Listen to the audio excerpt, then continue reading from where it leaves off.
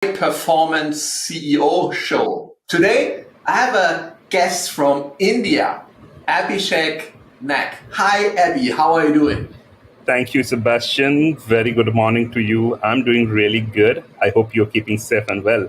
I'm amazing. It's Friday and we record the session, so the weekend is ahead, and I'm fully excited. I'm fully excited. Absolutely. Absolutely. First of all, Likewise. I'm fully excited to talk with you because you have a very interesting story to tell. You run a company in India called EmbarkingOnVoyage. It's a startup, a tech startup, but you have seen the world. You have worked in different countries. You have worked in different companies, and you made a lot of experience in your past, which you now utilize in your current venture. So please share with the audience your story. Where are you coming from? What have you seen? And what have you learned, especially, which you now apply to growing, embarking on voyage? Absolutely, Sebastian. I'm very glad that you did quite a lot of research, before asking this question. Uh, Behind me, I have about a decade and a half experience, and I started my career with a company called Ezest Solutions, wherein I was a business development manager, and I started my career from there, and I started as a BDM, then moved on to partnership, relationship management, then customer success. Started my career from India, then moved to North America. Was there for quite long, then moved to UK. Worked there. Did not station myself. Eventually, went to Germany. Uh, so during all these years, I had been primarily responsible to float a company to streamline the revenue. But what during these many years, what I found, 99% of the companies have tried offshore, and almost like, you know, I would say from that 99%, almost 95% have a very bitter experience, right? And it is very Yeah. important. It's very easy, when you say, hey, you know what, it's like this. So you have your forefinger pointing towards you. And so I have an orange notebook. So if you just notice in our logo, so I have an orange color notebook, and I have 15 series notebook, and I have about 30,000 odd meetings documented. And it so happened during the lockdown, when our prime minister declared we are entering a global lockdown. Um, I was going through this retrospective because I was trying to reach to a level if and what should be the next, right? Because I was an employee, I was doing pretty good, a very good compensation in hand, making the best out of my life. I have just one kid. And during the process, I realized, it is very constant. Like two people when they work, it is a service provider and a service seeker, right? And it is the most of the time I saw there is a huge vacuum in between these two individuals, right? The service seeker wants the best service, whereas the service provider wants to offer the best service, but at a price. Now, price always becomes a mismatch. Now, this is not 100% the fact. There are other factors. And that's when I said, you know what, I see this is something called a journey. And from there, so it was in the month of July, midnight, about 3 in the morning, I got the name called Embarking on Voyage. So I literally got my co-founder up. I said, my wife, get up. I just got the name of my venture. So in the month of August, we started preparing all. So I actually called another friend to get the domain, and luckily we got the domain. And then we started processing the paperwork and all. So in short, we got registered in November finally. My biggest learning has been, if you really want to be successful in any field of life, you need to have certain level of discipline of adherence, persistence, commitment, and transparency, right? And honesty. These are the five core fundamentals. You can be anyone in the world. You could be the tier one company. You could be the tier two. But these are the five fundamental. And with these core principles, I have brought in all my core people, my executive core leadership team. They are the one who had been with me in my past customer success, right? So when I presented this thought, hey guys, why don't we do something like this? Because now we are in a different stage of career, and they were all excited. We all got on the table and we then started out. That's one side. That's what I learned. The second side, what is learned is, in this world, a few part of the population always takes a certain level of responsibility to move to the next as a society benefit. And I think I have the ability to take that risk, and this is what I am committed to, and I'm responsible individually. So the second side is where we would be helping. So we are founding a separate foundation through which we would be helping the underprivileged children, giving them an education, and taking their life from a misery to a better standard. So, in totality, what I learned and what I'm taking is, as I said, my core 5 principles. Those are the 5 things with which we know we would be able to deliver that client expects. And honestly, we don't want to budge a lot of things. We just want to say, if you have a real-time problem, whatever is your real-time business use case, we will discuss and we'll come to a solution. If we are able to commit and deliver. Okay. We covered a lot in these few minutes. I would like to go back a bit to talk about your experience in the different countries, because we live in a world where we work virtually. Yeah, we have global virtual teams in different continents even. And you've been in US, you've been in UK, you've been in Germany. Where do you see the primary differences in these countries, also in comparison to your home country, India? So how does it match? I mean, these are 3 Western countries, but they also have differences in the way people work together, people do business. And I would like to really understand your view from as a supplier from India. Very, very, very good question, Sebastian, you have asked. It's like 3 West countries to one of the most developing. So India is still a developing economy, right? Although we have outgrown UK in just a couple of months or a couple of weeks back. I think the most important, the most fundamental reason, or different, is the cultural fit, right? So if you see US is extremely transactional economy, right? Let's not go to individual because it's very subjective. If you come to Europe, it is very relationship quotient, right? Somehow UK is also aligned to Europe. Now, I'll tell you, over this period, what I see as a change is many companies from US are eventually they are migrating from a transactional to a more referral driven business. Now, when you say India, see, we are a service driven economy, right? For us, everything is on the line of the service. One of the core factors that I see, which really needs to undergo a major change, it's part of the culture that we are born and brought up. We have a habit of saying yes to everything. Yeah, I can confirm. I'm working with people from India for over a decade, and it's interesting to hear this from you. Trust me, I have seen people, and because of this nature, we have gone into a stages with certain projects where we have failed because we don't know how to say no. As a citizen, as a culture, because we have not been taught since our childhood.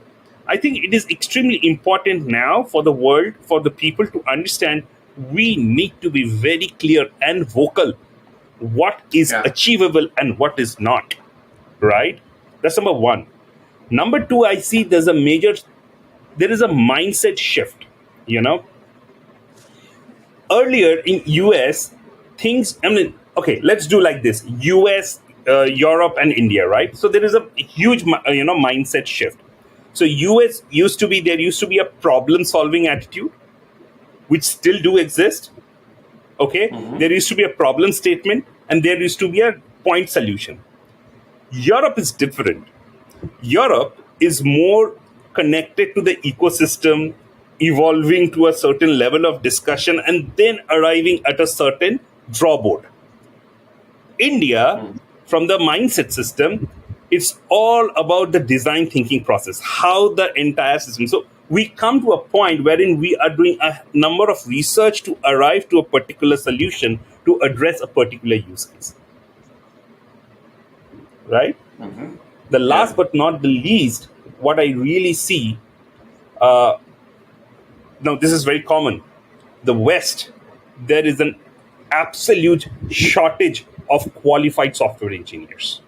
And I'm sure you'll Definitely. agree, right? I mean, I was in Yeah. UK. I was so surprised to see, because of the Brexit, they don't have engineers, they don't have people to work, right? I was stranded in the Heathrow airport, right? Because my package could not be taxed properly, right? And when you come to Yeah. Germany or you come to Netherlands or in the continental Europe, you don't find good developers because they're either a part of the big giants or somewhere. And the same problem with the Americans, they don't have. Whereas in Yeah. India, we still have, just understand, we are 1.4 billion in terms of population. We have some of the world's most attractive, most beautifully institution like Indian Institute of Technology, where the folks like Sundar Pichai and some of the biggest Indian folks who are now in the CEO of the American multinationals are, right? And trust me, every year we produce over close to 250,000 engineers.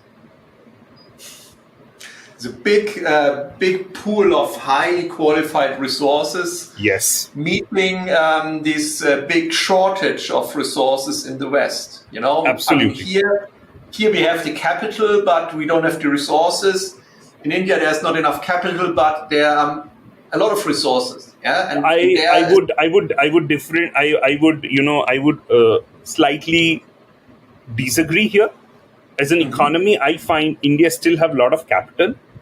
The thing is here, in West countries, you see there is a policy of called double income, no kids, DINK, right? yeah, In India, it is just a reverse. So every family will have two kids, except for me, I have only one child, right? So there, I mean, if you see a per Indian couple carries two children, few also have three, right? So we have abundance of capital. The challenge is we are a service-driven economy. You get yeah. it? So we are a service-driven economy. Now, what needs to move to a paradigm shift for everyone from the West coming to the East? If you want to be successful in your way, you need to ensure with whosoever you collaborate, you are able to deliberately percolate down your product vision or your business vision. It's always said, we tried the external, we tried the offshore, we tried outsourcing. It doesn't work. Yes, it will never work. Let's be very clear. It will never ever work till the time we business align our vision to the external vendor. That's number one. Number two, the world has transitioned so fast. Now, if you see, the time difference is just 3.5 hours for between Europe and India. Between UK and India is just 4.5. And the people, every country have their own way of working. If you say, I go early, I come back early. India, they start day late and they come late, right? You always have that advantage. There's for Europe and UK, I don't see there is a constraint in terms of the time difference. For US, there is always an overlap. The most important thing is here for all the countries are to ensure the product vision, the service vision, the business vision is aligned to your vendor to make it successful. Yeah, and this was missing, I think, in the past when a lot of companies started outsourcing to companies like India. I mean, I've seen this. I worked in many large organizations as a consultant, and then they had these big outsourcing projects where they outsourced all of the IT infrastructure, for example, to India. Let it run for a couple of years, and then they sourced everything back because, this doesn't work, But no one really was building relationships. No one really was trying to understand each other. Yeah, and also this yes and no culture. What you say? I mean, It has to be absolutely out. For us inside EO, we don't believe in yes and no culture. There is no culture. I mean, yesterday night, my marketing lead, she just flushed me on a call saying, you don't understand this. That should be a culture. That should be a real culture. If you really want to build a high impactful team, there are two things the world needs to understand. Laterals are good, but there are a lot many things which you can't have also as a desired outcome from literals. So there, who works best? I just couple of days back rather, I just posted on LinkedIn. If you want a really high performance team, you should invite the full time mommy to be a part of your projects. You know why? Because they do so beautifully their work. They manage the kit, they manage the work, and they get you to that result that you intend to achieve. That's one. Number two, for a high performance team, you need to ensure you have empowered of people sufficiently and reasonably to a point where they are free to go and say, you know what, I own this. If that's failed, I failed. I should not be Yeah. blaming them. I cannot, I don't criticize. I say, if it fails, I call them in silent, in individual. I say, hey man, this probably did not work. Probably we need to try something else. But this is a good learning. That's what has made my team performing every day. That's what has got us EOV as a company every now and then to where we are. It's absolutely empowerment and transparency. Yeah, I mean, we talked before. I like your leadership style. Yeah, the way you empower your teammates, the way you give them authority and you give them decision power. Yeah, I mean, the job as an entrepreneur or as a CEO or as a leader is to create a work environment for the team, that they can do the work. Yeah, and Right. I always say we need to hire people who are more intelligent than we are. Yeah, that they can do the work. Why should I hire people who are less intelligent than I? And I am always in charge, and I'm always the bottleneck of the business. But if you do it like you basically run your organization, make yourself independent from your organization, and create a team which is empowered, and then you can grow, and then you are not the bottleneck of your organization. As a CEO, you should not be bottleneck to any organization, any department in your organization. You should be an enablement function, right? Just for example, as typically a CEO would go and say, hey, how dare you to say things like me? And I was like quiet. I said, you're right. I know where I went wrong.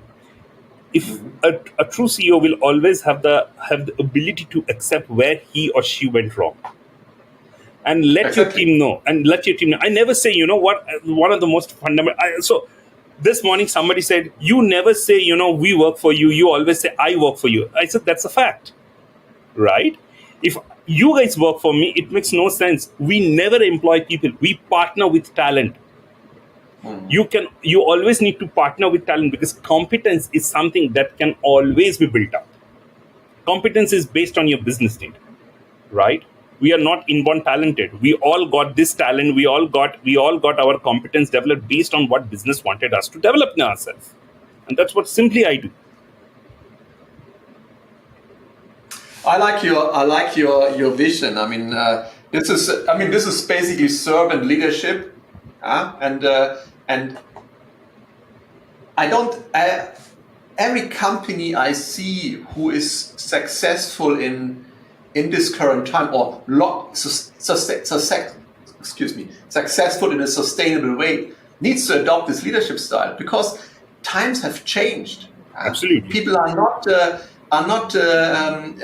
taking this any further. They're not accepting leadership style, which is not helping them to thrive and to develop. This typical old bossy type of I tell you what to do. I mean, Never it will work.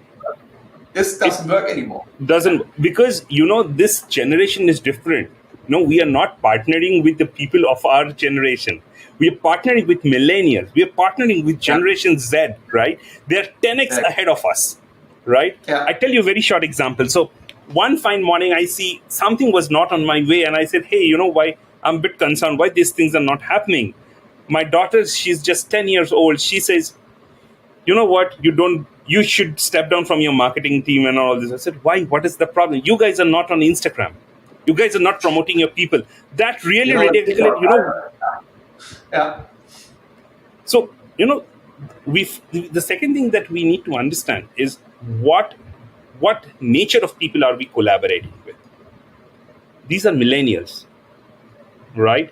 They have a 10x speed to move forward. And people generally don't do work because they need to earn or make their living, right? See, world has seen three stages of revolution. There was an industrial revolution, there is a technological revolution, now this is a digital revolution. The parents, the great grandfathers, they had been with one company where they got bitten, thrashed, they survived. They took care of the money. My parent took care of the housing. So I have nothing. So for me also, my daughter has nothing to worry about the finance and the housing, right? It's taken care of. Then how do I perform? I just need to let them know, hey, you know what? This is what you are expected to do, or this is what you should do. This should be the final outcome of it. Now let them decide the journey they want to do it, because it is also important, right? Let them grow. Let them make their own mistakes. Yeah? Absolutely. And Absolutely. only so they can learn. Absolutely. If they can't make a mistake, and if you're not supporting their mistake, you're not a good leader. No. And I mean, times are, as you said, times are so different. When I look back in my past, when I started 25 years ago or even earlier, I mean, business life was so simple, compared to nowadays. And nowadays you have to do trial and error to Absolutely see what is working and what is not working. You have to fail, and because there's no blueprint anymore how to do things. No. I mean, life is so complex that we can only try things, then fail, get up again, fail again until we succeed. And this is the right mindset we need as entrepreneurs and as successful consultants in companies like yours. Yeah, I think that's the only thing that has got us to this level. And as I said, I don't like to own any control. The second reason where you as an organization later need to think is we cannot be everywhere in the world. It is practically impossible, right? I always say, okay, for the next, so 2 years is already over. I have another 3 years. I say, let me just focus in streamlining more revenue so that we can be one of the world's most finest paymaster, right? Because that's what every company desired to be. For us, we don't do even micromanage. I was just talking to my co-founder. We need to go back to an office. So I said, you know what? If you want to go to an office, ensure we see a lot of nursing mothers. We have a lot of nursing mothers. I said, you need to ensure all the people, all the nursing mothers, when they're coming to office, they should have a dedicated space so that they can take care of their kid. The kid should not be left back, because me and my wife, we together felt it when we were employees. Keeping your child back in the daycare is very uncommon in India. It is not at all common, though it is picking up. So you need to think as a leader from multiple different views, because we deal with people from different society. Because in India, we have different status, different classes, different society, different stature. Not 2% would be identical, right? The only way to get to the close and to a place where you can build a world-class hybrid employment structure is empowering people. Be your people's people first, and they will take care of you.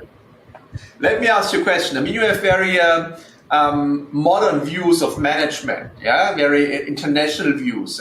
How do you compare to the standard Indian company? How do you see this? Is this a widely adopted view in your? Because when I look at Germany, you have very, very traditional businesses, who are not like this at all. And you have, of course, very many startups who have adopted your view and lead their teams very agile and empowering. And so there's this transition going on in Germany, that also the typical mid-size established companies they going this way slowly but steady. How is it in India? I mean, the maturity of the organization. So, Sebastian, let's understand this. Every business globally has its own way of doing things, right? Let's understand, when you talk typically a software business, it's a very different way of execution. Why? The question is, if you don't treat your people, there are other companies who would absorb your people. Right? It's a mouse click away, the competition. Correct. Yeah. Correct. When you look into other sector of the business, okay, it's different. Now, let's say you go to petrochemical, or you go to manufacturing for that, or engineering, core Yeah. engineering. Their things still tend to be traditional, but they're in the phase of transition.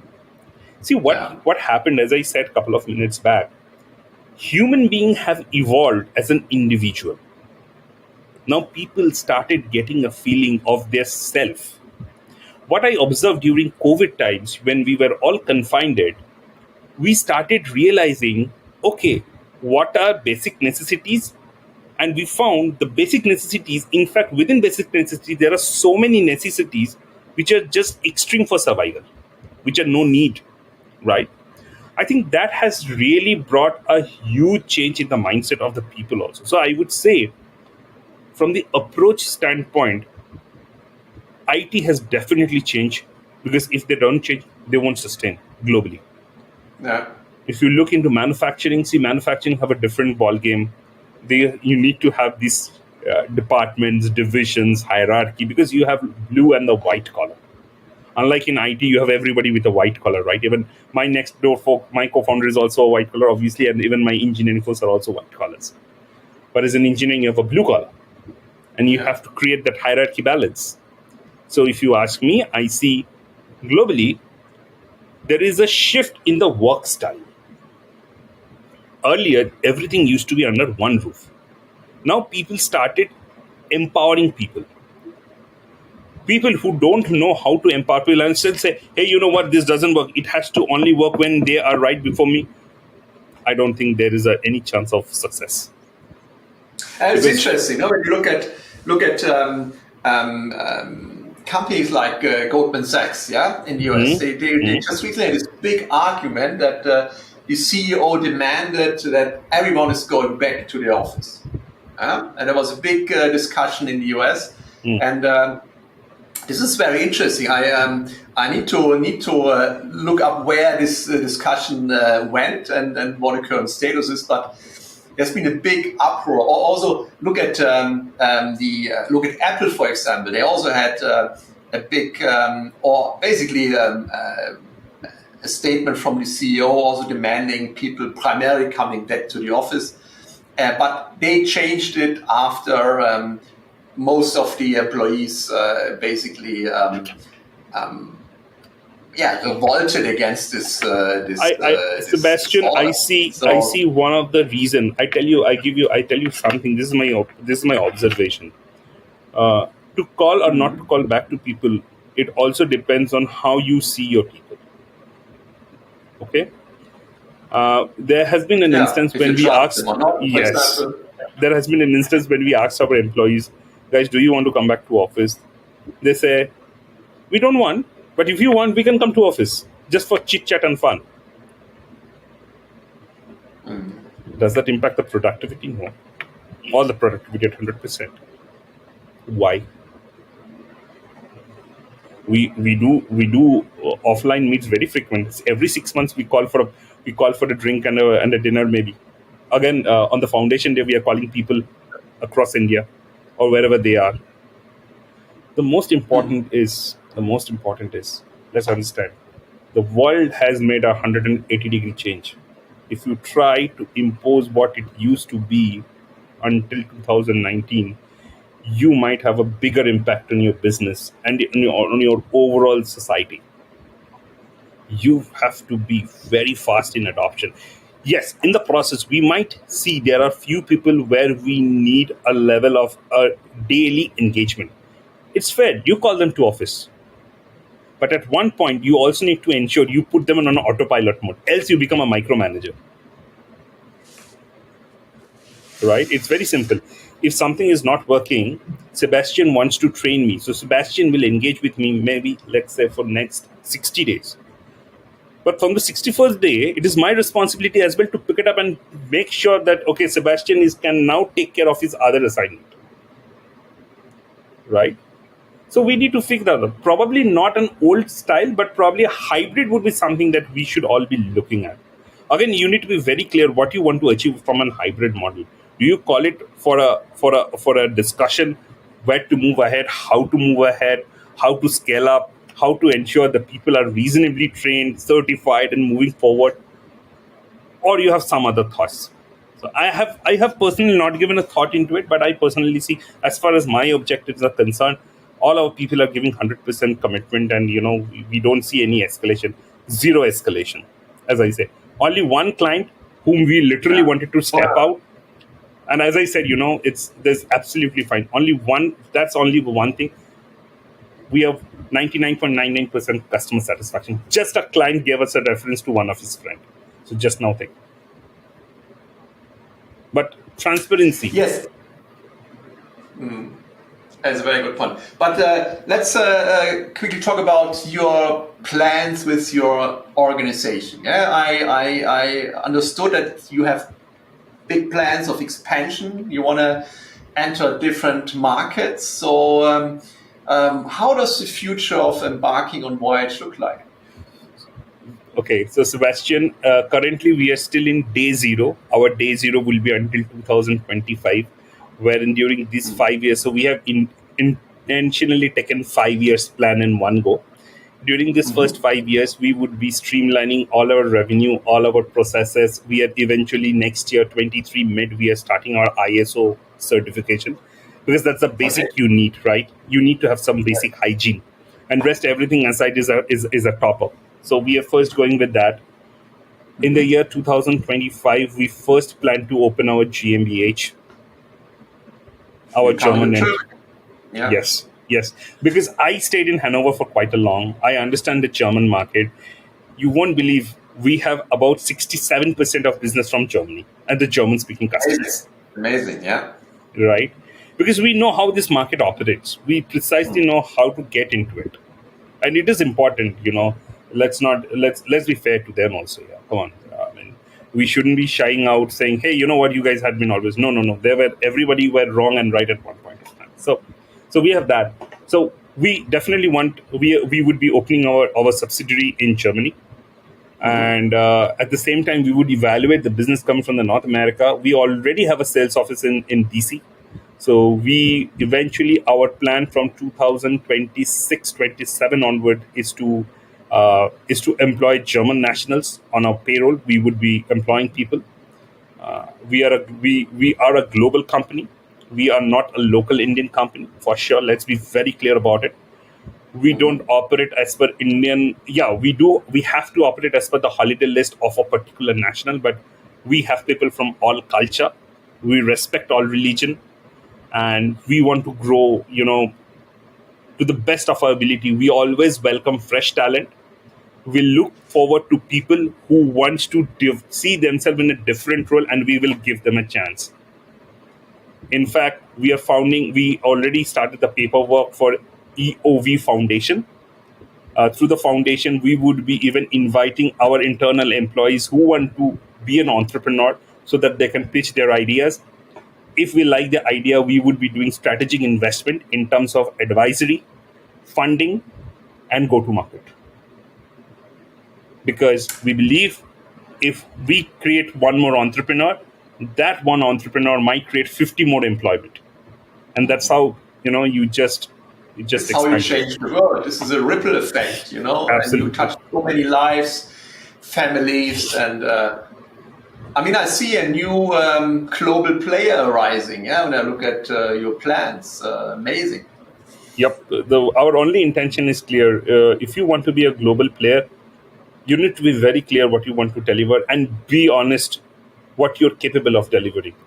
We Yeah. have clients, we have prospects who just come say, hey, we need to do, I need 5 developers, 6 developers, we need to do this, that. We never accept. We don't agree. No, that's not how we want to do.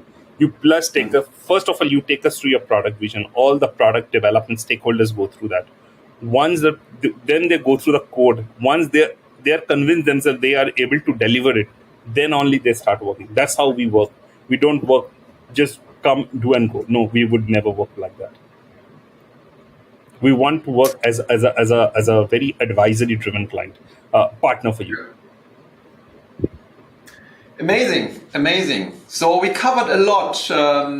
Very interesting discussion. Thank you so much. Your experience in working in different countries and continents with different cultures was more a transactional oriented culture from US, relationship culture, which we in Europe basically foster. And I really like this discussion about this yes and no culture, because I experienced it in the past, and we actually do we do also a team development, and I have a client in India where I did an event with about 200 consultants, and one of the main topics was understanding Western business culture. And understanding that saying yes all the time is can lead to issues, and that people really understand and learn to say no. It's important. We don't mind if they know this is not possible. You can't You can't have competence everywhere, right? So so neither as a company, neither as an individual. So what's wrong in accepting it? Come on. If the client is a true partner, and if they're really looking for it, they will invest. And you also invest, because eventually it's a win-win for both of you. You're getting a client, you're building a competence. You never know what's there after a couple of months. You might have a bigger client. We both want to be successful, right? Absolutely. So, absolutely. This is the point. Yes, and you have big expansion plans. You want to open your own subsidiary in Germany 2025. So a big call out to all German listeners. Have a look at Abby and Embarking on Voyage. They can be a potentially important partner for your business. Easy certification, something we touched on. You really, quality is what I feel from our discussion. Quality is a very important factor for you. You want to build long-lasting relationship with your clients. You want to deliver quality, build on trust. You empower your team. All the ingredients every successful entrepreneur needs. Thank you so much, Abby. Is there anything you would like to add to this conversation? We covered a lot in this almost 40 minutes we are talking. No, I think it is, we covered most of the thing. But for the German audience, I would just like to say, we understand most of you have tried, you have gone to offshore, nearshore. I don't think this is a completely different world. The world has changed. It's important to understand from the GTM perspective, how shall we do it? Whatever you do, whosoever you work with, please understand, you really need to find a genuine partner. A genuine partner would be somebody who would understand what exactly you're trying to address to. Don't judge. Take a client just because of the financial or the price point. Price point is something, you there's a saying, it says what you pay is what you get for. So if you pay cheap, you get cheap. My suggestion would always be, please look at a company who is really qualified enough. Please invest reasonable time for the founders, with the leadership, because they are the person who directs the vessel, who directs the ship. It would be a journey. There would be ups and downs. You together need to navigate it. And I'm sure the journey ahead would be fantastic. Absolutely fantastic. You just need to find the right partner for this. I won't say vendor, but the right partner, right competence, right knowledge, somebody who is transparent, dedicated. That's what you should be looking at. Yeah. Well, if you need a right partner, Abby is definitely someone to talk to. And thank you so much for your time. And, so Sebastian, in case my company is not the right person, I won't mind putting them with the right person. Awesome. Have a fantastic weekend. You said there are some festivities in India at the moment. Yes, Sebastian. I wish all the audiences and you the best wishes of your health and glory. It's a Navaratri time. We celebrate 9 days of goddesses Parvati. So that's Indian deity and goddesses. I wish you all the very best. I would be on holidays, but I would be on a working holidays. I wish you all the very best to you, your team. And looking forward, sometimes I should be there in the month of October and November beginning. We will definitely catch up for a coffee. Thank you very much.